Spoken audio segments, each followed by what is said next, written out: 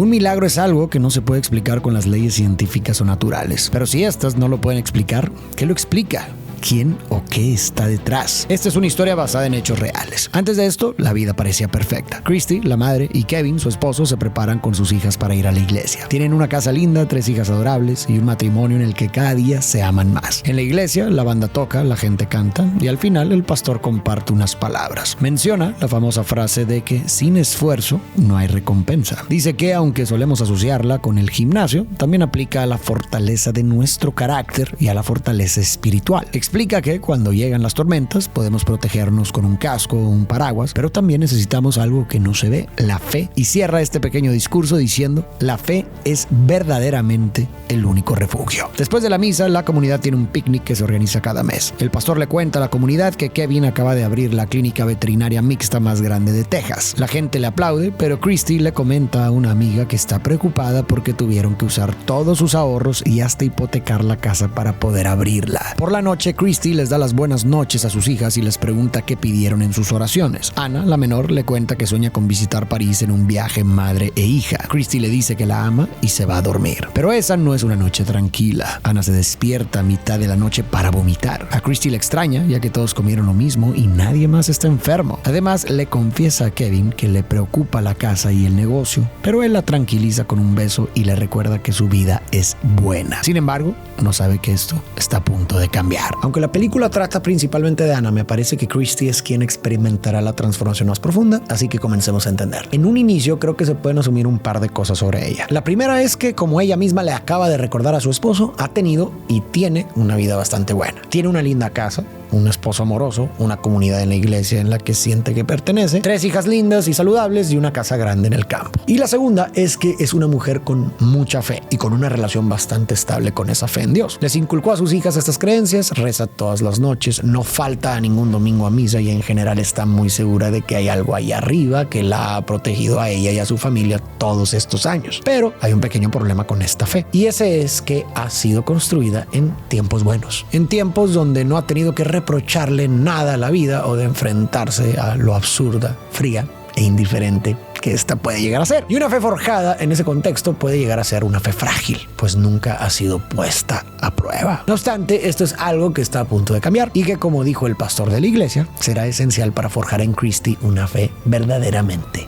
fuerte. Y si no eres religioso o creyente, no te preocupes, porque este tema va mucho más allá de dioses o religiones y en un momento verás por qué. Volviendo a la historia, algunas semanas pasan y las cosas para Ana no mejoran. De hecho, no hacen más que empeorar. Sus padres han buscado gastroenterólogos por todo Estados Unidos, pero ninguno ha podido llegar a un diagnóstico y mientras tanto el estómago de Ana se ha inflamado y sus fuerzas están por los suelos. Un doctor le diagnostica intolerancia a la lactosa y aunque la familia entera deja los lácteos en solidaridad, una noche Ana despierta gritando de dolor. Sus padres la llevan a urgencias donde logran estabilizarla, pero de nuevo un doctor le da un diagnóstico superficial, lo que hace que Christy explote. Grita que es la 4ª vez que van a urgencias y que no se irán hasta saber qué tiene su hija. Un doctor indaga más y les dice que Ana tiene una obstrucción abdominal del 100% y que si no la operan de inmediato podría morir. Por suerte la operación sale bien y logran estabilizarla. Sin embargo, cuando el doctor cita a los padres, les explica que Ana tiene un trastorno de motilidad gástrica, lo que significa que sus intestinos no pueden procesar alimentos, una enfermedad sin tratamiento. Lo único que pueden hacer a corto plazo es colocarle una sonda para alimentarla, pero es una solución temporal. A largo plazo, todo podría complicarse de nuevo. Mientras escucha, Christy mira al cielo, sin poder creer que el Dios en quien tanto confía haya golpeado así a quien más ama. Sin aguantar más, se levanta de la sala y se va. A partir de aquí, la calidad de vida de Ana cae por completo. Su ropa deja de quedarle debido a la inflamación de su estómago. Ahora se alimenta por una sonda y ya no puede asistir a sus clases de gimnasia en la escuela, pues no puede hacer la misma actividad física que antes. Y para rematar, tiene que cancelar una visita al acuario que esperaba con ansias. Al mismo tiempo, su madre consigue contactar a un doctor mexicano especialista llamado Nurko, que podría ayudar al caso de su hija. El problema es que la lista de espera es tan larga que Christy solo puede rezar para que su hija no muera antes de que el doctor pueda atenderla. Abrumada, sale al patio, mira al cielo y le pregunta a Dios si está ahí y si la escucha, porque ella dice no escuchar nada de él. Las cosas empeoran cuando, tras una misa, unas mujeres se acercan a Christy insinuando que su hija no mejora porque quizás han pecado o incluso por pecados de la niña. Esto es la gota que derrama el vaso y Christy decide no volver a la iglesia. Como el tiempo pasa y las soluciones no llegan, Christy decide dar un salto de fe y llevar a su hija a Boston con el doctor que podría ayudarlas, aunque no tienen una cita previa. Cuando madre e hija llegan al hospital, Christy suplica a la recepcionista que les permita ver al doctor especializado. Al contarle la historia de su hija, rompe en llanto, pero la recepcionista, aunque conmovida, le dice que simplemente no puede hacerlo, pues acaba de ser contratada y tiene miedo de perder el empleo que tanto necesita. Christy lleva a su hija a cenar esa noche sin saber qué hacer. En el restaurante conocen a una mesera llamada Ángela, quien les dice que al día siguiente, por mera casualidad, tienen libre y pueden llevarlas a conocer la ciudad, y así lo hacen. Ángela las lleva a ver los edificios e incluso al acuario, lo que emociona muchísimo a Ana, pues pensaba que era una oportunidad que había perdido. Al final del día, terminan en un museo donde Ana se detiene a ver un cuadro, cierra sus ojos y al verlo, siente algo dentro de ella. Este cuadro que Ana ve en la película no me parece casualidad. De hecho, es una parte importante del mensaje de esta historia, así que permíteme contarte un poco de qué se trata. Monet fue un francés que desde muy joven comenzó a pintar paisajes de una forma un poco abstracta, pues estaba cansado del arte académico de la época que priorizaba temas históricos y religiosos. En un punto de su vida, decidió mudarse a una localidad de Francia llamada Giverny, donde creó un jardín. Compró algunos lirios y construyó algunos puentes con estilo japonés, haciendo de su jardín un paisaje precioso. Más avanzada su vida, comenzó a pintar una colección de cuadros llamados Water Lilies, pero para este punto, Monet ya era un hombre mayor y enfrentaba graves problemas de salud, en especial con su vista. Comenzó a desarrollar cataratas en ambos ojos, lo que afectaba su percepción de los colores y los detalles. Este proceso fue frustrante para él, ya que Monet era un obsesivo de la luz y el color. Hubo temporadas en las que destruyó algunos de sus propios cuadros porque sentía que no reflejaban lo que veía o lo que quería transmitir. Y al mismo tiempo que luchaba con esta enfermedad, el mundo vivía momentos tristes y complicados. Monet pintó muchas de estas obras durante la Primera Guerra Mundial, con bombardeos cerca de Giverny y olor a pólvora, cadáveres y desesperanza por toda Europa. Y para hacer su situación más complicada, esta colección de obras las pintó mientras sufría de cáncer de pulmón a causa de su tabaquismo, una enfermedad que, al igual que las cataratas, no hacía más que empeorar. Recuerda bien este contexto en el que pintó la serie de cuadros porque será importante más adelante. En ese momento, Christy recibe una llamada del asistente del doctor Nurko, quien le dice que afortunadamente y casi milagrosamente se desocupa un espacio para el día siguiente por la mañana. Al día siguiente y después de algunos estudios, el doctor Nurko revisa a Ana, tratándola con mucha amabilidad y cariño. También le muestra su corbata de un personaje infantil llamado Elmo y le explica a Ana que perdió una apuesta y que solo podrá quitarse la corbata cuando su paciente mejore, por lo que le pide que se apure en eso. Le realiza más pruebas y al llegar a una conclusión cita a Christy. Le explica que la enfermedad de Ana no tiene cura, pero en ese hospital pueden darle un tratamiento experimental que podría mejorar su calidad de vida y permitirle comer. Sin embargo, este tratamiento puede causar efectos secundarios como dolores de cabeza o arritmias y deberán monitorearla cada 6 semanas, lo que implica más gastos por viaje y hospedaje. Pero antes de ver lo que el futuro tiene guardado para esta familia, me gustaría presentarte algo que puede interesarte: la aplicación de oración cristiana y meditación más grande del mundo. En ella podrás encontrar la Biblia completa, meditaciones guiadas en forma de podcast, diarias, novenas y hasta meditaciones especiales para dormir que puedes hacer solo o en familia. Ya te había hablado de Halo antes, pero hay una novedad. Han incluido video en la plataforma, específicamente en una serie que se llama Un Momento con Jesús, que ya era una de las meditaciones diarias gratuitas más escuchadas en audio y ahora viene en video. Y lo mejor de todo es que es completamente gratis. Vas a poder escuchar y ahora también ver en video una nueva reflexión del padre Pablo López, espiritual sí, pero tejida con sentimientos y cosas que hemos vivido y atravesado casi todos. Así que si eres creyente y buscas fortalecer tu fe y acercarte un poco más a Cristo, te invito a que descargues Halo y te unas a las millones de personas que ya han comenzado este viaje. Les agradezco a mis amigos de Halo por patrocinar este video y ahora sí,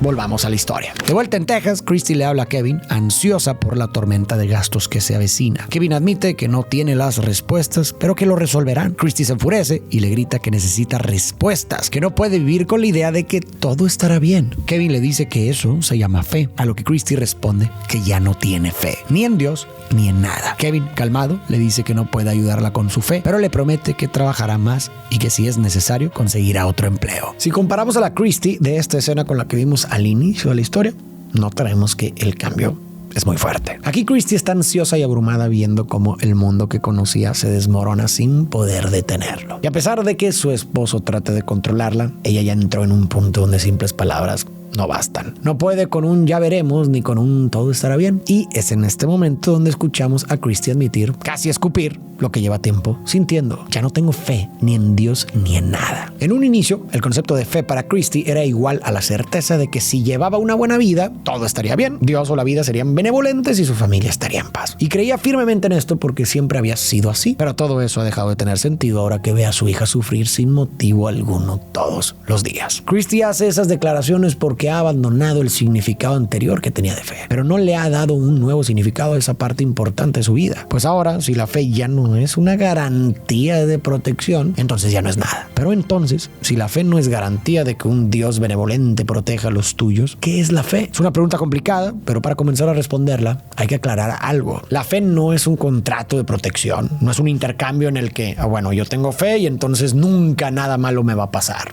No, tampoco es exclusiva de la fe religiosa de creer en un Dios. Pero lo que definitivamente sí implica la fe es confianza. Implica la confianza en algo que no podemos ver, controlar o demostrar con certeza, pero que sostenemos porque nos permite lidiar con lo incierto e imprevisible de la vida. Algunos tienen fe en un Dios y en su plan. Otros simplemente tienen fe en que la vida se acomodará de forma favorable. Y la verdad es que la fe es tan parte de nuestra vida como lo es respirar. Tener fe en que todo saldrá bien cuando tengamos un hijo nos da la confianza para tenerlo. Tener fe en encontrar el amor después de un rechazo es lo que nos da confianza para seguir abriéndonos. Tener fe en que un proyecto tendrá éxito nos da la confianza para intentarlo. La fe en que las cosas saldrán bien es la certeza de que incluso cuando el camino no está claro y no tenemos todo bajo control, de alguna manera tenemos la confianza de que vamos a poder salir adelante. Así es como Christy y Ana comienzan a viajar con frecuencia a San Francisco, mientras Kevin se hace cargo casi al 100% del hogar, doblando turnos de trabajo y desvelándose hasta tarde para hablar con su esposa y atender todas sus responsabilidades. Christy y Ana continúan con los tratamientos, siguen saliendo con Ángela y el doctor Nurko continúa haciendo su trabajo. No obstante, el tratamiento no parece estar funcionando como esperaban. En su cuarto del hospital, Ana conoce a Hailey, una chica con cáncer en los huesos que le causa un dolor constante.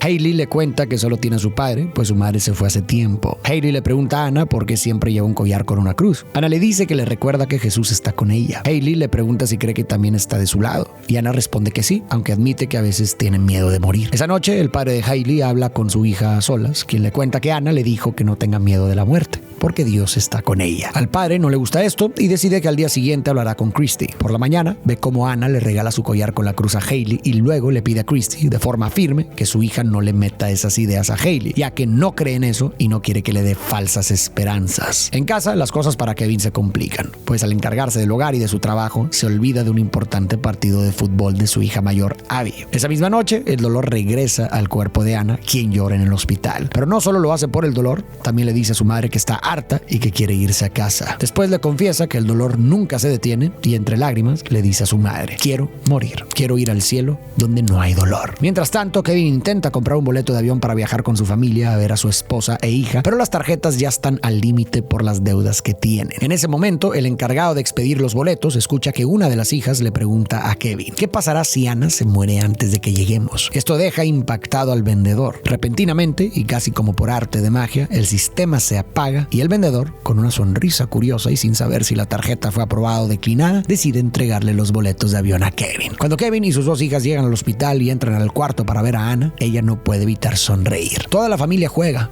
Kevin besa a su esposa y pasan un momento mágico juntos. Después de esto, el doctor Nurko da de alta a Ana y su familia se la lleva caminando del hospital. El doctor se despide de todos y en privado le dice a Christy que busque a un psicólogo infantil para que ayude a Ana, agregando que debe pasar el mayor tiempo posible con ella. Una vez que la familia se va, el doctor cambia su mirada a una de preocupación, adelantando que tal vez algo muy malo está por suceder. De regreso en casa, Christy intenta agendar llamadas con el psicólogo mientras Ana juega con sus hermanas en el patio. Ana y Abby suben a un árbol alto y Ana pregunta si así de alta es la Torre Eiffel. De pronto, una de las ramas donde están paradas comienza a romperse. Ana intenta ponerse a salvo apoyándose en una parte hueca del árbol, pero esta se rompe y la niña cae varios metros por dentro del tronco, lastimándose en la caída. Los padres llaman de inmediato a los bomberos, quienes con grúas y arneses entran al árbol para rescatarla. Incluso los medios reportan el incidente diciendo que la niña no da señales de vida. Las horas pasan y abrumada, Christy se disocia de su entorno. Todo se vuelve lento mientras ve las sirenas, a los bomberos y a su familia angustiada. Sin más que hacer, se arrodilla frente al árbol y después de mucho tiempo vuelve a rezar, pidiendo ayuda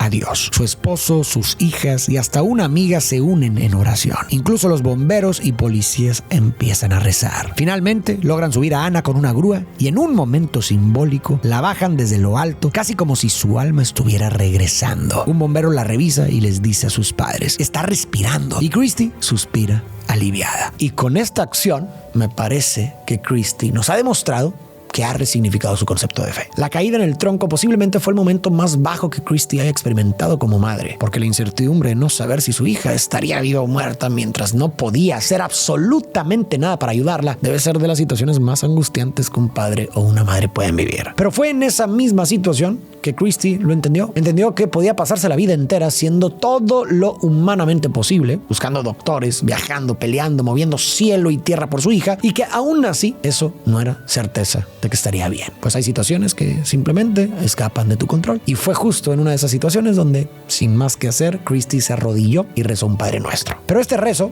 a diferencia de antes, no fue exigencia de protección, ni un intercambio de si yo te doy mi fe, tú me das a mi hija sana. No, esta vez fue un rezo que nació de la rendición más honesta de reconocer que hay cosas que ya no dependen de ti y lo único que queda es tener fe en algo más grande que uno mismo. Fue ahí donde por fin Christy tuvo fe, una que no viene a evitar que el dolor ocurra, pero que te da la confianza de que las cosas estarán bien. Y hay algo importante que no podemos olvidar mencionar, y es que la fe tampoco significa no hacer nada. Yo creo que la verdadera fe y la verdadera esperanza comienzan cuando lo que a mí me corresponde hacer termina. Depositar mi fe comienza cuando ya hice lo que estaba en mis manos. La película creo que lo ejemplifica bien. La madre de Ana la cuidó, la llevó a los hospitales, consiguió una cita con el especialista, hizo viajes hasta otras ciudades para tratar a su hija y hasta buscó ayuda psicológica. Y ya ahora sí, después de todo esto, tuvo que depositar su futuro y el de su hija en una fuerza más grande que ella para sentirse apoyada y acompañada, esperando lo mejor. Pero en ningún momento, mientras le fue posible, se quedó de brazos cruzados. Otra cosa que me parece importante mencionar aquí es que algunas personas, al ver que la fe de Christy se alejó, se llenó de dudas y tambaleó en los momentos difíciles, podrían pensar que eso significa que era una fe débil o una fe que se rinde apenas la vida se complica. Pero para mí es todo lo contrario, porque yo creo que una fe sólida no es aquella que nunca ha dudado, no es la que nunca se cuestiona, ni que nunca se siente cansada, ni la que nunca se rompe. Yo creo que una fe sólida es aquella que, a pesar de haber dudado, de haberse cuestionado todo o incluso de haberse sentido perdida, sigue creyendo y teniendo la confianza de que existen razones para pensar que lo bueno puede regresar. Después de ser llevada al hospital y estabilizada, el doctor les explica que por alguna razón Ana está ilesa, sin huesos rotos, contusiones ni moretones. Comenta que en todos sus años de trabajo nunca había visto algo así. Pero eso no es todo. Pronto Ana empieza a recuperar fuerzas, se mueve más, su salud mejora sin medicamentos y su estómago deja de inflamarse, llenando de felicidad a su madre. Con dulzura, Ana le dice a su mamá que se tranquilice porque él le dijo que iba a estar bien. Esto sorprende a Christy, quien le pide a Kevin que hablen con su hija. Ana les cuenta que al caer del árbol se golpeó la cabeza y todo se puso negro. Cuando despertó, podía verse a sí misma acostada en el suelo como si estuviera fuera de su cuerpo. Después relata que una mariposa la transportó a un lugar diferente. No sabía dónde estaba, pero el lugar era hermoso y se sentía segura. Ahí, en el agua, vio un paisaje muy similar a los jardines donde Monet pasó sus últimos días. Y después de eso, habló con Dios. Ana les cuenta a sus padres que no fue una conversación con palabras, más bien podían comunicarse sin hablar. Le dijo que quería quedarse con él, pero él le respondió que tenía que regresar y que cuando lo hiciera, volvería sana. Días después, vemos que Christy va a visitar al doctor Nurko, quien está sorprendido porque ahora Ana está sintomática y todo en su cuerpo funciona con normalidad. Le explica que posiblemente, al golpearse la cabeza, algo en su sistema nervioso se haya reiniciado, o como en el mundo médico lo llaman, una remisión espontánea. Un término que, según el doctor Nurko, usan sus colegas para explicar lo que no tiene explicación. El doctor no puede afirmar que médicamente está curada, pero su paciente claramente está mejor y tiene la maravillosa sensación de que este es un adiós. Posteriormente se quita su corbata de elmo y se la entrega a Christy, en señal de que sus servicios ya no son necesarios porque Ana finalmente está bien. Christy, entre lágrimas de emoción, lo abraza, se despide de las personas que la ayudaron y Ana se despide de su nueva amiga, Ángela. Poco después, Christy pasa al frente en su iglesia para compartir unas palabras. Dice que nunca pensó volver ahí, ya que cuando Ana se enfermó no entendía por qué que una niña tan dulce sufría tanto. Eso la hizo sentirse sola, enojada y sin fe. Luego cita a Einstein, quien decía que hay dos formas de ver la vida: pensar que todo es un milagro o que nada lo es. Ella había vivido pensando que nada lo era y eso la cegó ante muchas cosas. Pero luego entendió que los milagros están en todas partes. Los milagros son actos de generosidad y a veces llegan de formas inesperadas, a través de personas que aparecen para apoyarnos. Mientras Christy narra esto, la película nos muestra los milagros que ocurren durante su camino. Vemos que en realidad el día que conocieron a Angela, ella no tenía el día libre, pero pidió uno de sus días de vacaciones para poder acompañar a Christy y a su hija por la ciudad. También vemos que la noche en que una amiga vino a cuidar de la familia para que Kevin y Christy pudieran llevar a Anna al hospital, esa amiga no tenía tiempo libre. De hecho, debía cuidar a su bebé, pero aún así hizo un esfuerzo por ayudar a su amiga. Nos muestran que no fue un milagro que el doctor tuviera un espacio libre en su agenda, sino que la misma secretaria, aún con el riesgo de perder su trabajo, decidió hablar con Nurko para ayudarlas. Y al final descubrimos que el sistema que vendía los vuelos no se apagó mágicamente. Fue el mismo hombre del mostrador quien apagó la computadora para ocultar que la tarjeta de Kevin no había pasado, pero lo disfrazó como un error para permitirles volar. Una vez que Christy termina su discurso, uno de los miembros de la iglesia se levanta de su asiento y le dice que no le cree. Piensa que Christy exageró la historia de Anna para conseguir publicidad, lo que hace que la madre se sienta indignada. Pero antes de que pueda responder, un hombre del público se levanta y responde por ella. Es nada más y nada menos que el padre de Hailey, la niña que era compañera de cuarto de Anna. Él cuenta que vio en primera persona la gravedad de la enfermedad de Anna y que de hecho pensó que moriría. Después les dice a todos que nunca ha sido una persona religiosa, pero que su hija perdió la lucha contra su enfermedad y falleció hace algunas semanas. Sin embargo, conmovido, cuenta que sus últimas semanas de vida fueron diferentes. Se sentía segura, amada y sentía a Dios cerca. Y logró sentirse así gracias a que Anna le dio fe y con ella paz. Cierra su discurso contando que viajó desde Boston hasta ahí para agradecerle a Anna por eso y también a Christy por atreverse a compartir su historia. Cuando estaba viendo esta película pensé que iba a ser la típica historia que gira solo en torno al milagro extraordinario e inexplicable de la recuperación de Anna tras su caída en el árbol y su enfermedad incurable. Pero si miramos más de cerca, la película, en realidad, expande la definición de milagro mucho más allá de lo sobrenatural. Claro, vemos el típico milagro que todos reconocerían como tal, ese que todos esperan y que termina cambiándolo todo de forma mágica e invisible. En este caso, el médico lo llama remisión espontánea, pero reconoce que es un término que los doctores usan para algo que no saben explicar. Sin embargo, se me hizo muy bonita la forma en la que la película nos muestra que existen otros tipos de milagros, esos que todos somos capaces de hacer y que pueden cambiarle la vida a alguien. De hecho, el origen de la palabra milagro viene de miraculum, que significa contemplar con admiración o asombro. Quienes inventaron esta palabra, o sea, los antiguos latinos, le decían así a los eclipses, a las estaciones del año o incluso a las tempestades. En ese sentido, un milagro puede ser cualquier cosa fuera de lo común que causa admiración. Y eso puede tener cualquier forma y puede venir de cualquier persona. Una mujer que pide permiso para faltar al trabajo con tal de alegrar a una pequeña. Un hombre fingiendo fallas en el sistema para regalarle un vuelo a una familia. O una recepcionista que arriesga su trabajo para darle una oportunidad a una niña enferma. Son actos que pueden causar tanto asombro como la curación de una enfermedad gracias a un extraño golpe en la cabeza. Los que mencioné no son milagros que desafían las leyes de la física, pero sí son milagros que desafían la indiferencia del mundo. Pequeños actos de compasión que pueden cambiarle la vida a alguien de forma radical, incluso sin que tú lo notes. Así que la próxima vez que nos encontremos en una situación donde podamos hacer la diferencia, intentémoslo, porque siempre estamos a una buena acción de ser un milagro en la vida de alguien más. Al final, vemos a la familia comiendo pizza juntos y a Christy diciendo que ahora viven cada día como si fuera un milagro, porque para ellos lo es. Como pudimos ver, todo este viaje impactó en la forma de ver la vida de Christy. Porque sí, al final Christy terminó con una fe más fuerte. Una que de ahora en adelante le servirá como fuerza para atravesar el dolor y la incertidumbre e imprevisibilidad de la vida. Y con la que aprendió a ver, incluso en medio del dolor, que todavía pueden existir momentos de calma, bondad, belleza y significado. Y en esto no pude evitar recordar la visión de Anna cuando describía ese lugar hermoso que vio estando al borde de la muerte. Un lugar muy parecido a las pinturas de los jardines de Monet. Como te conté antes, Monet pintaba sus nenúfares mientras el mundo se llenaba de guerra, mientras los bombardeos sonaban cerca de su casa, mientras su vista fallaba y su salud se deterioraba. Pero a pesar de todo eso, Monet siguió pintando su lindo jardín, aun y cuando tenía motivos más que de sobra para no hacerlo. Yo creo que lo hizo porque eligió aferrarse a esos reflejos de belleza como un acto de resistencia interna. Y creo que eso, en esencia, es fe. La fe no es negar la realidad ni esperar que todo sea fácil, no es evitar el dolor ni tener respuestas para cada pregunta, sino que la fe es la certeza y confianza en lo que amas, en lo que crees que es bueno y en que aún hay belleza por encontrar incluso cuando afuera todo parece gris. Tener fe es la certeza y confianza en que la calma llegará después de la tormenta. Es como Monet, seguir pintando tus nenúfares en medio de la guerra y tener la confianza de que aunque tus ojos enfermos te hagan difícil ver con claridad, todavía pueden florecer cosas buenas en ese jardín.